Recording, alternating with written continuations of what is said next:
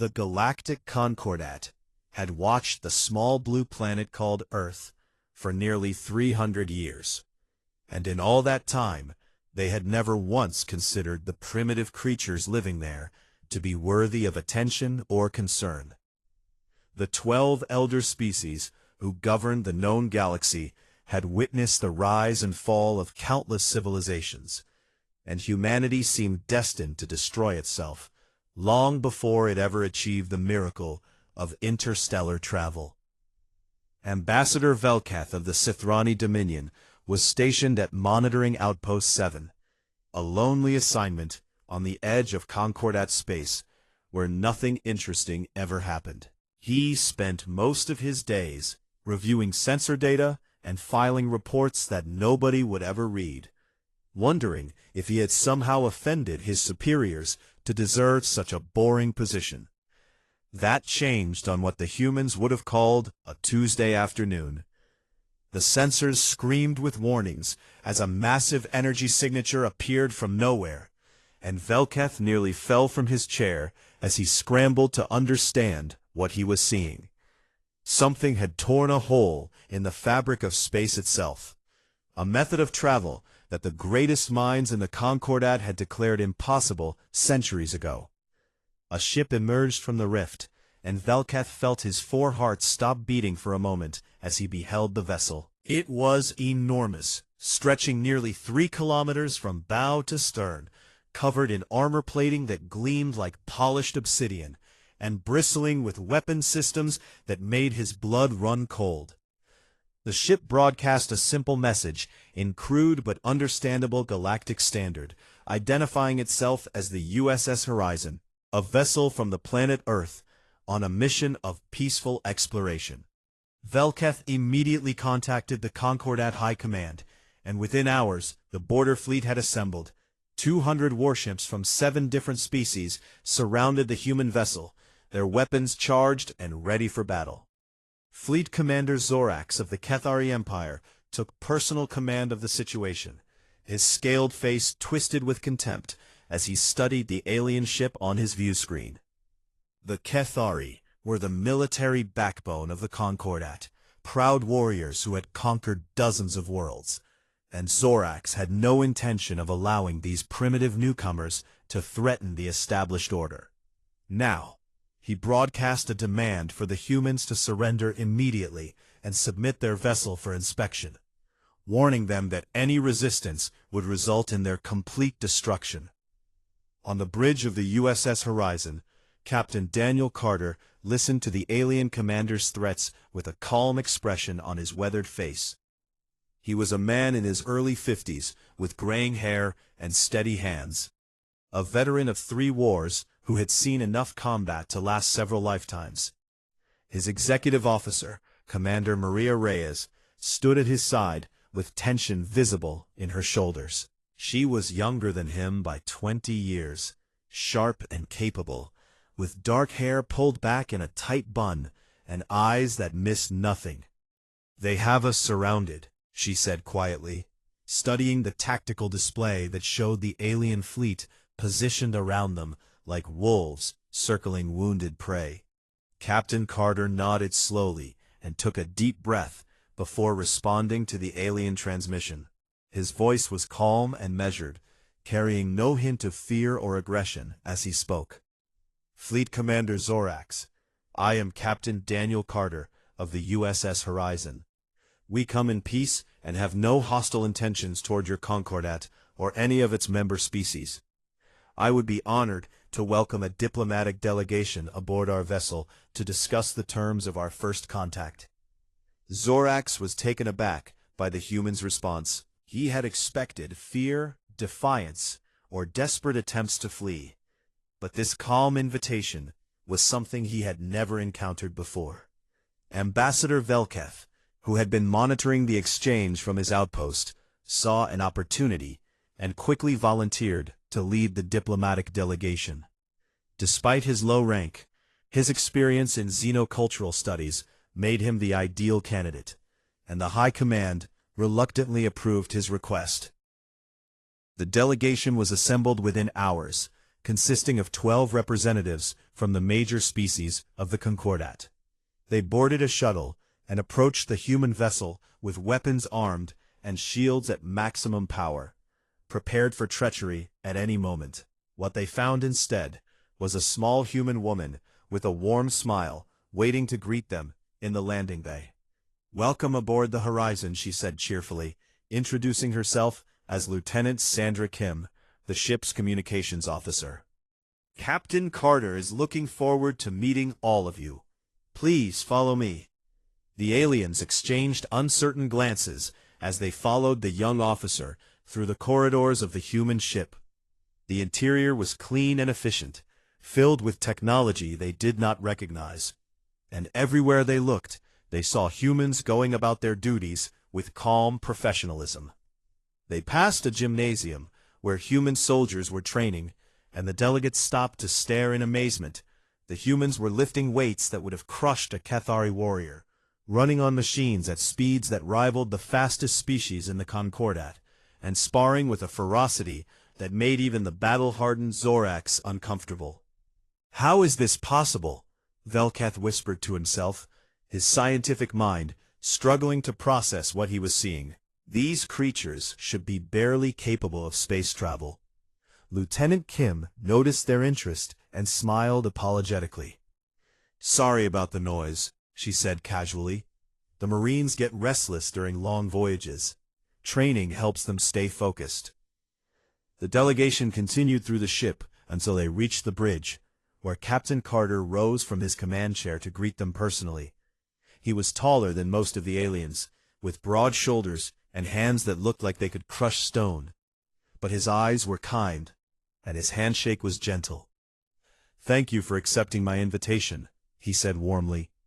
"I know this situation must be confusing and perhaps frightening for you. I want you to know that humanity comes to the stars not as conquerors, but as explorers, seeking friendship and understanding." Velkath studied the human commander carefully, searching for signs of deception or hidden malice. But he found only sincerity in the man's weathered face. "Your ship," Velkath said slowly, choosing his words with care. "How did you build such a vessel when your species has no history of interstellar travel?" Captain Carter smiled slightly and gestured toward a display screen that showed the stars beyond the viewport. "Ambassador, humanity has spent 10,000 years learning how to survive against impossible odds. We have faced extinction more times than we can count, from ice ages to plagues to wars that threaten to consume our entire world. Every challenge we have overcome has made us stronger, smarter, and more determined to endure." He turned back to face the alien delegation with that same calm confidence that Zorax had found so unsettling. "We did not come to the stars because it was easy. We came because it was necessary, and because we refused to accept that the universe would remain forever beyond our reach." The aliens stood in silence, struggling to comprehend the implications of his words. They had expected primitives, savages who had stumbled upon technology they did not understand. Instead, they had found something far more dangerous. They had found a species that refused to quit. Ambassador Velkath had studied hundreds of alien species during his long career, but nothing in his experience had prepared him for what he witnessed during the tour of the USS Horizon. The humans had invited the delegation to inspect their vessel freely, hiding nothing, and what the aliens discovered left them shaken to their core. Chief Engineer Kevin O'Brien was a jovial man from a city called Boston, with thick arms covered in old scars and hands that were permanently stained with engine grease. He spoke with a strange accent that the translation devices struggled to process, but his enthusiasm for his work was impossible to miss. "Welcome to engineering," he said proudly, spreading his arms wide to show off the massive chamber that housed the ship's power systems.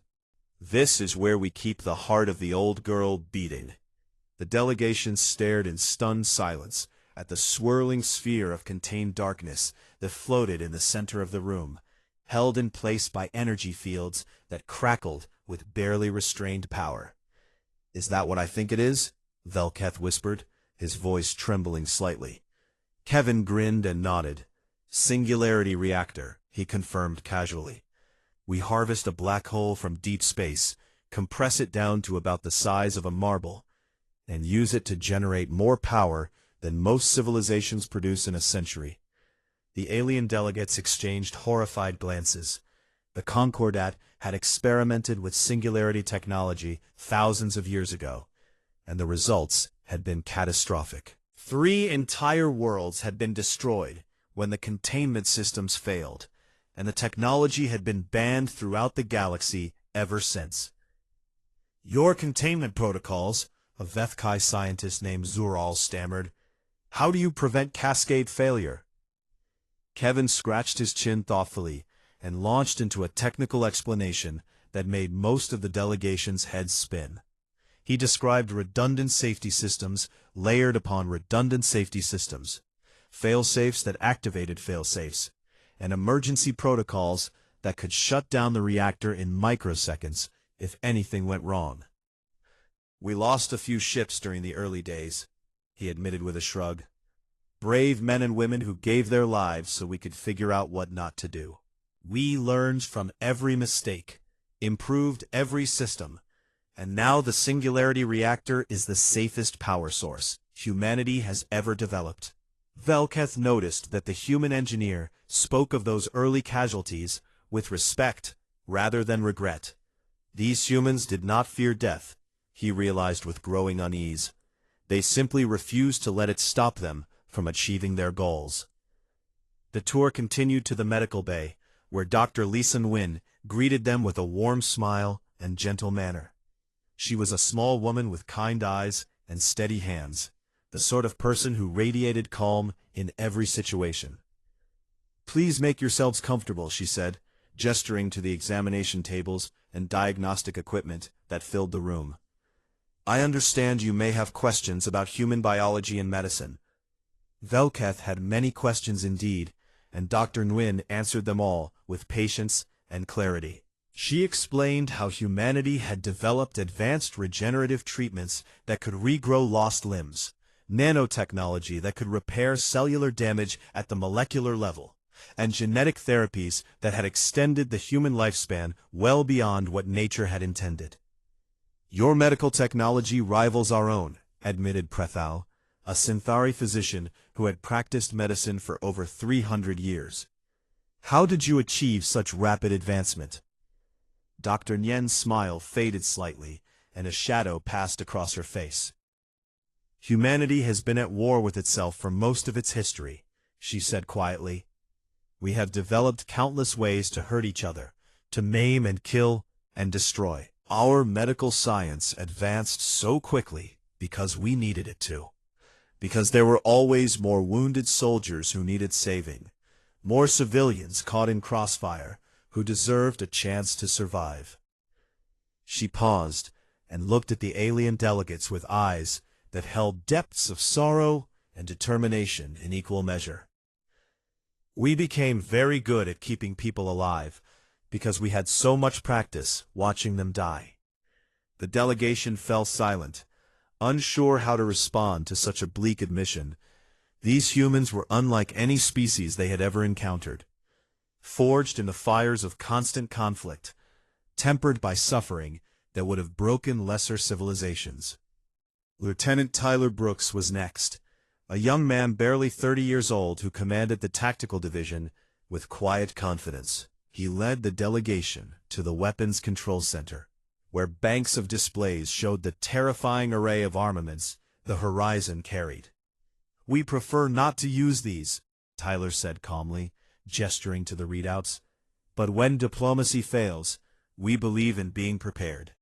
Zorax, the Kethari fleet commander who had joined the delegation despite his earlier hostility, studied the weapon specifications with growing alarm. The Horizon carried gravitational lances capable of tearing enemy ships apart at the molecular level, antimatter torpedoes that could crack planets, and point defense systems that could track and destroy incoming projectiles with impossible accuracy.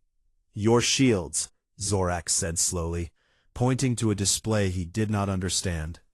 "What is this technology?" Tyler explained that the Horizon's defensive systems operated by bending space itself, creating pockets of distorted reality that redirected incoming fire away from the hull. The concept was so advanced that most of the delegates could not even begin to comprehend the mathematics involved.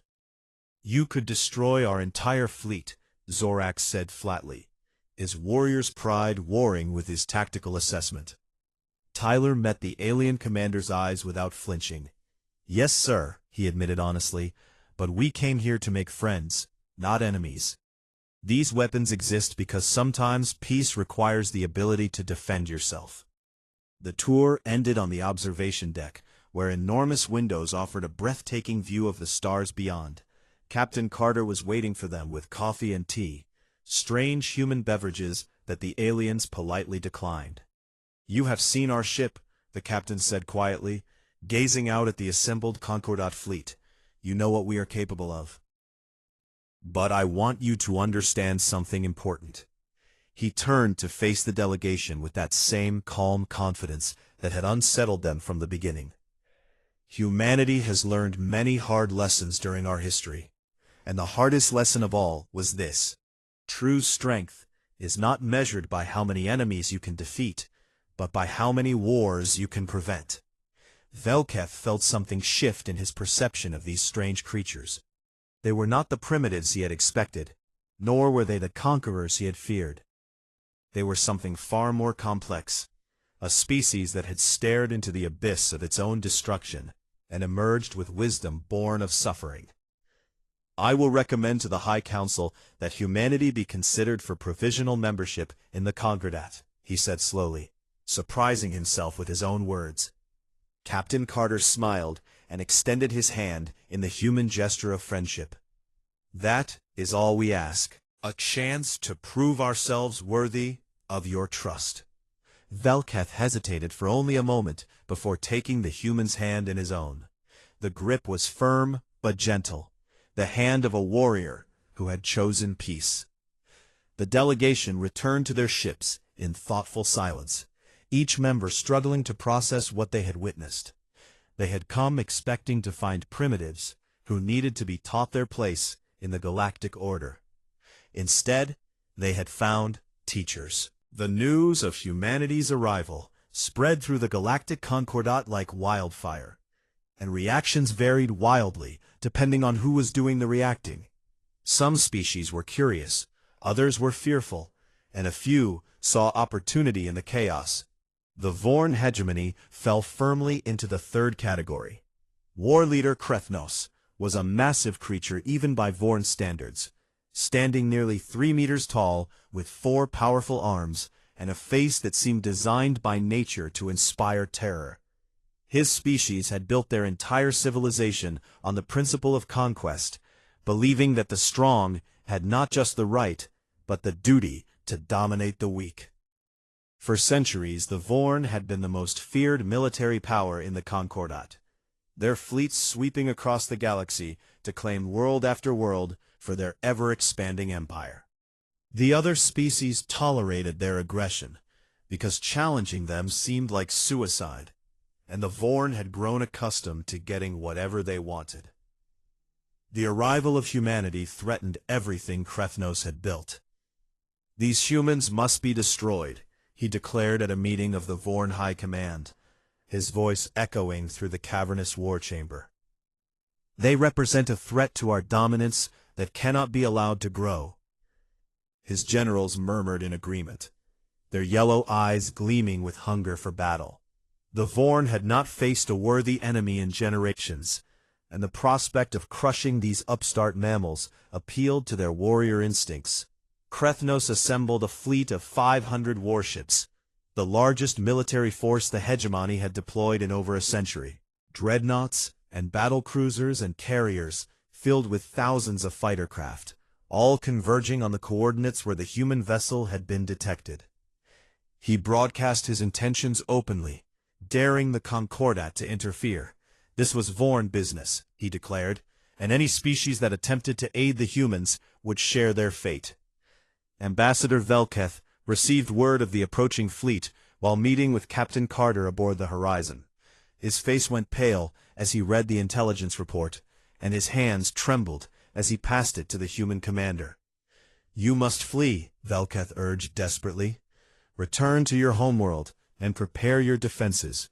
The Vorn are ruthless, and they have 500 ships to your one." Captain Carter read the report with that same infuriating calm that had characterized every interaction Velketh had observed. When he finished, he handed the datapad to Commander Reyes and turned to face the alien ambassador. "Thank you for the warning," he said quietly. "Your concern for our safety speaks well of your character." Velketh felt a surge of hope that perhaps the humans would see reason and retreat.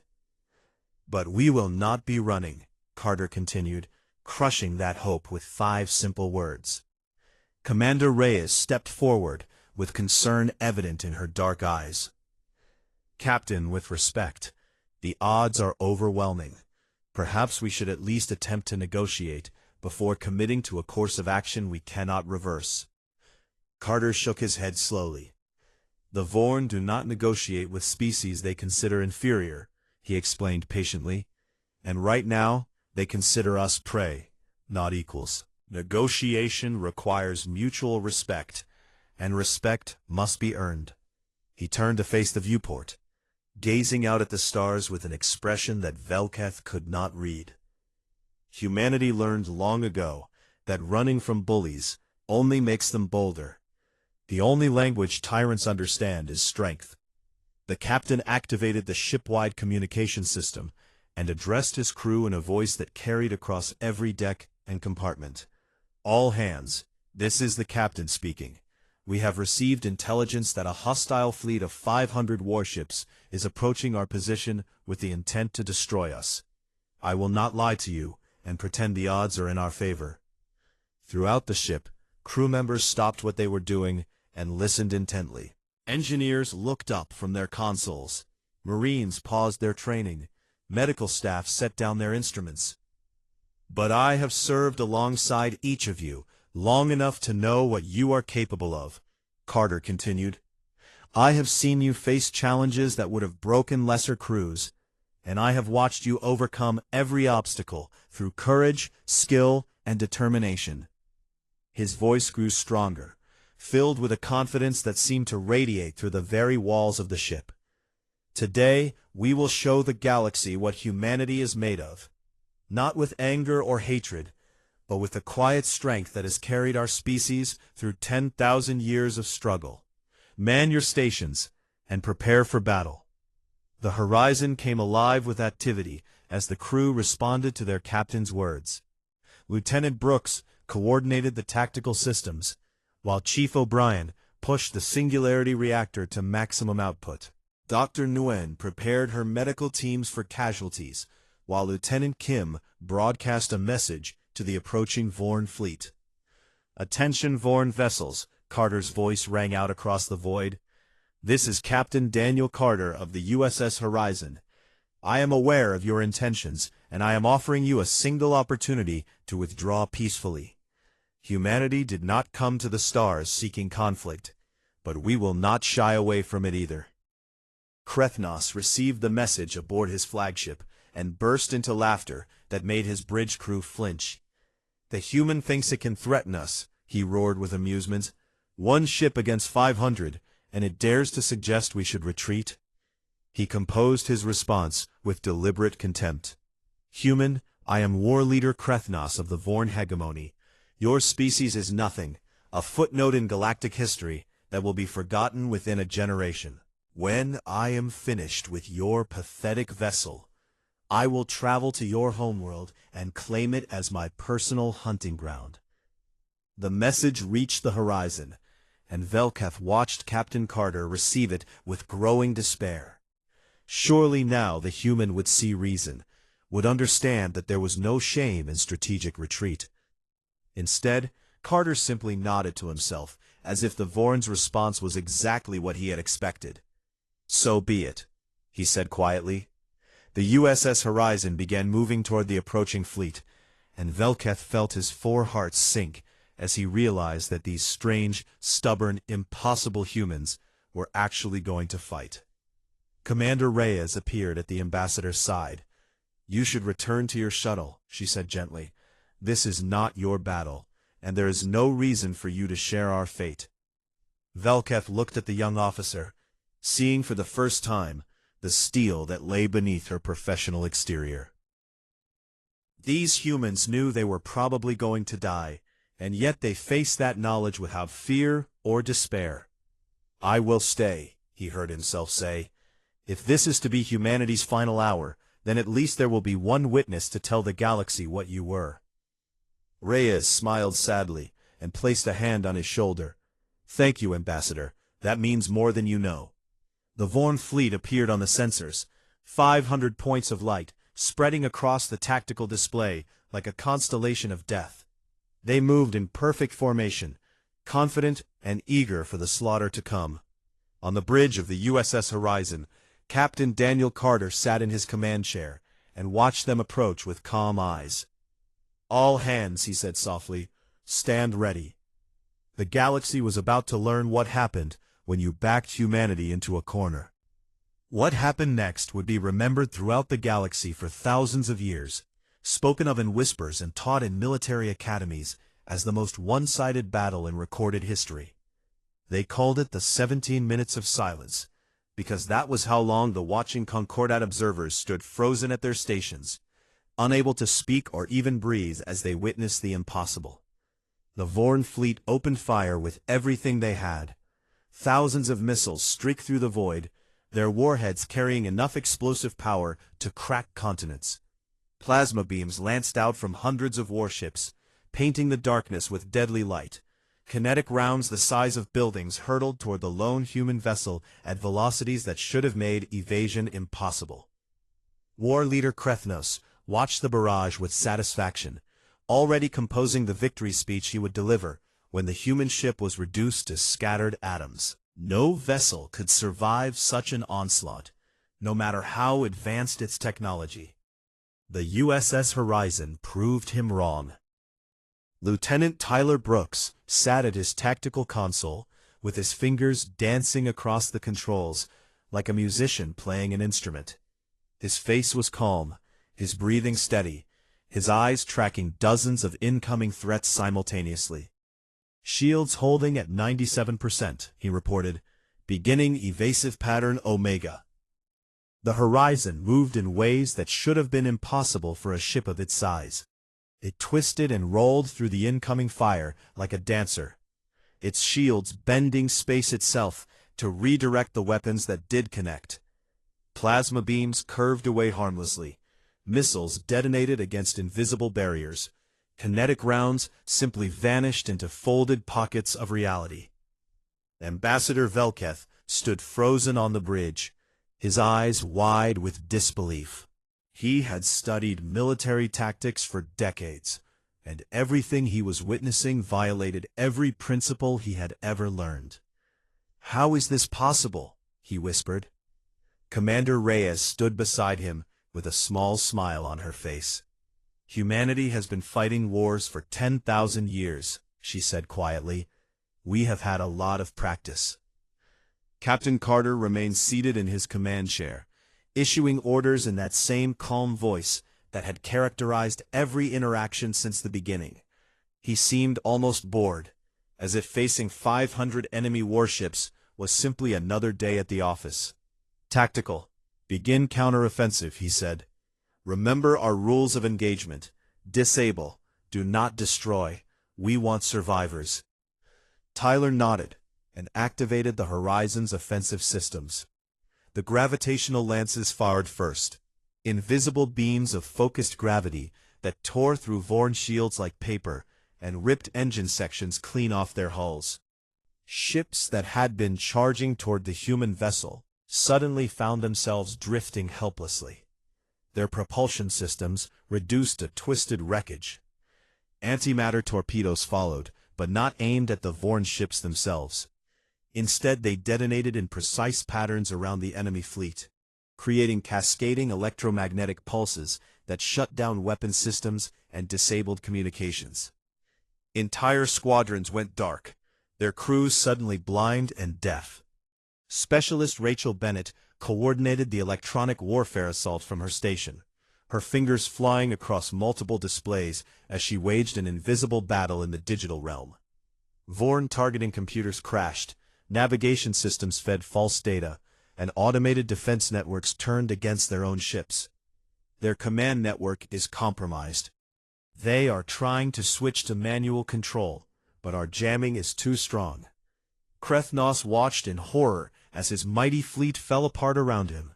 Ships collided with each other in the confusion, fighters launched from carriers only to immediately lose contact with their motherships. And everywhere he looked, his warriors were dying or surrendering without ever landing a meaningful blow on the enemy. "Impossible," he snarled, slamming his 4 fists against his command throne. "This is impossible." He ordered his flagship to charge directly at the human vessel, determined to ram it if he could not destroy it with weapons. If he was going to die, he would die as a warrior, taking his enemy with him. The horizon sensors detected the approaching dreadnought, and Captain Carter shook his head slowly. He would rather die than admit defeat, he observed sadly. Tactical. Disable his engines. Try not to harm the crew. Tyler targeted the Vorn flagship with surgical precision, and twin gravitational lances carved through its hull like hot knives through butter. The massive ship shuddered and went dark, its engines destroyed and its weapons offline, drifting helplessly toward the human vessel. "Prepare boarding parties," Carter ordered. "I want War Leader Krethnos brought to me alive." Marine teams launched from the horizon in armored shuttles, cutting through the Vorn flagship's hull and fighting their way through corridors filled with desperate enemy soldiers. The Vorn were fierce warriors, but they had never faced opponents like the human Marines, soldiers who fought with discipline and precision that turned every engagement into a one-sided slaughter. Krethnos was captured on his own bridge, held down by 3 Marines, while a 4th bound his 4 arms with reinforced restraints. He roared and struggled, but could not break free, and eventually he fell silent, his yellow eyes filled with something he had never experienced before. Fear. The battle ended as suddenly as it had begun. 300 Vorn ships drifted powerless in space, their crews alive, but unable to fight or flee. 150 had managed to escape, fleeing toward hegemony space with tales of horror that would haunt their species for generations. 50 had been destroyed, but only after their crews had been given time to evacuate, saved by the very enemy they had tried to kill. The USS Horizon had not lost a single crew member. Silence fell across the Concordat observer network as the watching aliens struggled to process what they had witnessed. Ships that had been monitoring the battle from safe distances sat motionless, their crews too stunned to speak or move. 17 minutes.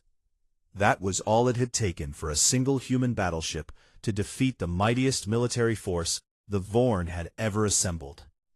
War Leader Krethnos was brought before Captain Carter in the Horizon's brig, still bound and still defiant despite his crushing defeat. He glared at the human commander with hatred burning in his eyes. "Kill me," he demanded. "I will not beg for mercy from inferior creatures." Carter regarded the alien warlord with an expression that held no anger, no triumph, no satisfaction. If anything, he seemed sad. "Why did you attack us?" he asked quietly. "We offered you peace. We asked only for the chance to prove ourselves worthy of friendship. Why did you choose violence?" Krethnos spat on the floor at the human's feet. "Because mercy is weakness, and weakness must be destroyed." Carter nodded slowly, as if the answer confirmed something he had already suspected. "That is where you are wrong," he said. "Mercy is not weakness. Mercy is the greatest strength any species can possess. It takes no courage to kill a defeated enemy, but it takes tremendous courage to spare them. He turned and walked toward the door, pausing at the threshold to look back at the captured warlord. "You will be returned to your people with your surviving crews," he said. "Go home and tell them what happened here. Tell them that humanity could have destroyed you all, but chose not to. Tell them that we would rather have friends than corpses." Krethnos stared at the human's back with an expression that had shifted from hatred to confusion. He could not understand this species, could not comprehend how anyone could possess such power and choose not to use it. As Carter left the brig, Ambassador Velketh intercepted him in the corridor. "Why?" the Sithrani demanded, his voice trembling with emotion. "Why did you spare them after everything they tried to do?" Carter stopped and turned to face the ambassador with tired eyes. "Because someone has to break the cycle," he said softly. "Someone has to prove that there is another way." He resumed walking toward the bridge, leaving Velketh standing alone in the corridor, with a single thought echoing through his mind. Perhaps the humans had not come to the stars as explorers or conquerors. Perhaps they had come as teachers. The aftermath of the battle sent shockwaves through every corner of the Galactic Concordat, and for the first time in centuries, the great powers of the galaxy were forced to reconsider everything they believed about strength and civilization. The Vorn hegemony, humiliated and broken, withdrew from the council chambers and closed their borders, their once proud military reduced to a cautionary tale. Ambassador Velketh became humanity's most vocal supporter, traveling from world to world to share what he had witnessed aboard the USS Horizon. He spoke of technology that defied understanding, of warriors who could have conquered the galaxy, but chose peace instead, of a species that had suffered more than any other, and emerged with wisdom rather than hatred. "They are not what we expected," he told the Concordat High Council in a speech that would be remembered for generations. "We looked at their small blue world and saw primitives. We looked at their violent history and saw savages. We were wrong." He paused and let his gaze sweep across the assembled representatives of 100 different species. "Humanity has learned lessons that we have not yet begun to understand. They have discovered truths about strength and mercy that could transform our civilization, if we are wise enough to listen." Not everyone was convinced. The elder species who had ruled the Concordat for millennia were reluctant to accept these newcomers as equals. They feared what humanity might do with their newfound influence, worried that admitting such a powerful species would upset the careful balance of power that had maintained peace for thousands of years. "We have seen what a single human battleship can accomplish," argued High Arbiter Vethmal of the Synth Collective. "What happens when they build 100 such vessels? What happens when they decide that their way is the only way?" Captain Carter was invited to address these concerns directly, and he traveled to the Concordat homeworld, accompanied by Commander Reyes and Dr. Nguyen. They were the first humans to ever set foot on the ancient station that housed the galactic government, and every eye followed them as they walked through corridors that had witnessed 10,000 years of history. The council chamber was enormous, a vast amphitheater filled with representatives from species that humanity had never imagined. Creatures of light and shadow, beings of crystal and flame, intelligences that existed as patterns of pure energy. The diversity of life in the galaxy was beyond anything the human delegation had expected. Carter stood at the center of the chamber and looked up at the assembled multitude without fear or hesitation. He was just one man, a single human, standing before the collected wisdom of 1,000 civilizations. But his voice was steady when he spoke. "I understand your concerns," he began. "You have watched my people from afar and seen only violence and destruction. You have studied our history and found little to inspire hope. You wonder if welcoming us into your community is inviting a predator into your home." He paused and let the silence stretch across the chamber. "I will not pretend that your fears are unfounded. Humanity has committed terrible acts throughout our history. We have waged wars that killed millions, built weapons capable of ending all life on our world, and treated each other with cruelty that shames us to remember. Murmurs rippled through the council chamber, and many of the representatives exchanged knowing glances. This was the humanity they had expected, the violent primitives who could not be trusted. But our history is not just a story of violence, Carter continued. It is also a story of growth, of learning, of becoming better than we were. Every war we fought taught us the true cost of conflict. Every atrocity we committed forced us to confront the darkness within ourselves. We did not become wise by avoiding suffering. We became wise by surviving it. Dr. Nguyen stepped forward to stand beside her captain. "I am a healer," she said, her voice carrying across the vast chamber. "My entire life has been dedicated to saving lives, to easing pain, to helping the sick and wounded recover. I chose this path because I grew up in a world where too many people suffered needlessly, and I wanted to make a difference." She looked up at the council with eyes that held no fear. "Humanity's medical science is among the most advanced in the galaxy because we had to learn how to save each other from ourselves. Every breakthrough came from desperation. Every discovery was born from loss.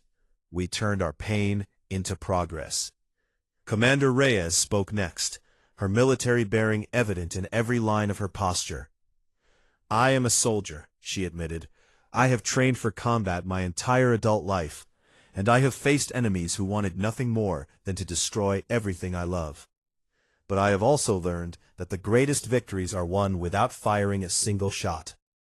She gestured toward Captain Carter with obvious respect. "This man taught me that true strength is not measured by how many battles you win. He showed me that courage means standing up for what is right, even when it would be easier to give in to hatred and fear." Carter nodded gratefully to his officers and turned back to face the council. "Humanity does not seek to rule the galaxy," he declared. "We have no interest in conquest or domination. We have seen where that path leads, and we have chosen another way." He spread his arms wide in a gesture of openness. "We offer you our technology, our knowledge, our strength, not as tools of control, but as gifts of friendship. We ask only for the chance to learn from you in return, to grow alongside you, to become part of something greater than ourselves." The council deliberated for 3 days, the longest discussion in living memory. Arguments raged between those who feared humanity's power and those who admired their restraint. Old alliances shifted and new coalitions formed as the fate of an entire species hung in the balance. In the end, the vote was unanimous.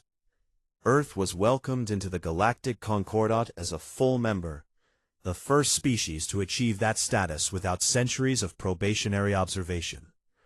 The announcement was broadcast to every world in the galaxy, and billions of beings watched as Captain Carter signed the treaty that would bind humanity to the stars forever. In the years that followed, human ships became a common sight throughout the galaxy. Human engineers helped rebuild worlds devastated by war and natural disaster. Human doctors treated diseases that had plagued alien species for millennia. Human teachers shared knowledge and wisdom with civilizations that had thought they had nothing left to learn. And human soldiers stood beside alien warriors to defend the weak and protect the innocent, not as conquerors, but as guardians. Ambassador Velketh lived long enough to see the transformation he had helped set in motion.